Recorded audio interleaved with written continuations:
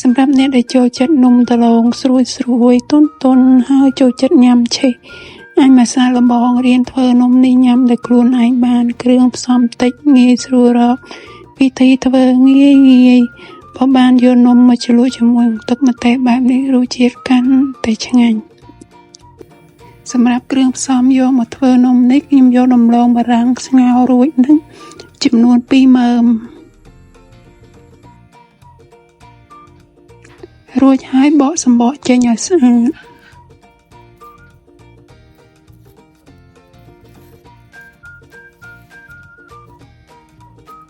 បន្ទាប់ពីបកសម្បកស្អាតហើយបំបែកសាច់ដំឡូងឲ្យទៅជាម្សៅម៉ដ្ឋ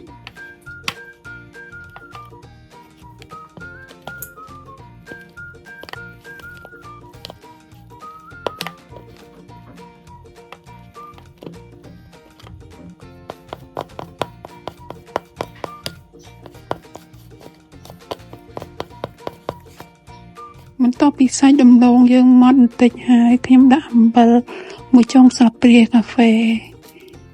និងម្រេច1ចុងស្លាបព្រាកាហ្វេរួចហើយច្របល់ចូលជាមួយនឹងសាច់ដំឡូងបន្ទាប់ពីច្របល់ចូលជាមួយសាច់ដំឡូងល្អហើយខ្ញុំដាក់ម្សៅអង្ករខ្សាយចូលចំនួន200ក្រាមរួចច្របល់ជាមួយនឹងសាច់ដំឡូងបារាំងនិងម្សៅអង្ករខ្សាយចូលគ្នាឲ្យម៉ដ្ឋល្អ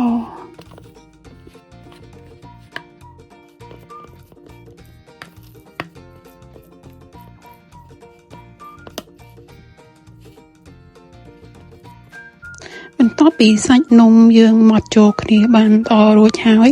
ខ្ញុំកាត់វាជាដុំតូចល្មមរួចហើយច្របាច់ទៅជាសប៉ែតបន្ទាប់ពីស្វាច់ជាដុំសប៉ែតរួចហើយខ្ញុំយកដុំឈីមមកដុំតូចល្មមមកធ្វើជាស្នូលនំ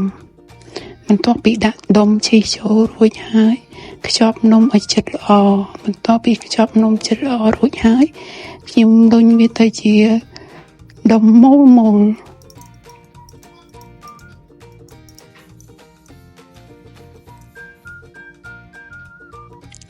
បន្ទាប់ពីលុញដុំនំយើងជាដុំមូលរួចអស់ហើយខ្ញុំយកដុំនំហ្នឹងមកជ្រលក់ជាមួយនឹងទឹកពងមាន់បន្ទាប់ពីជ្រលក់ជាមួយនឹងទឹកពងមាន់រួចហើយខ្ញុំយកមកប្រឡាក់ជាមួយនឹងម្សៅបំពងបន្ទាប់ពីប្រឡាក់ម្សៅបំពងរួចហើយយកនំទាំងអស់មកចៀនជាមួយនឹងប្រេងឆាចៀនរហូតដល់ទៅសាច់នំយើងនឹងឡើងក្រហមក្រៀមឆ្អិនល្អទើបខ្ញុំស្រង់នំយើងចេញ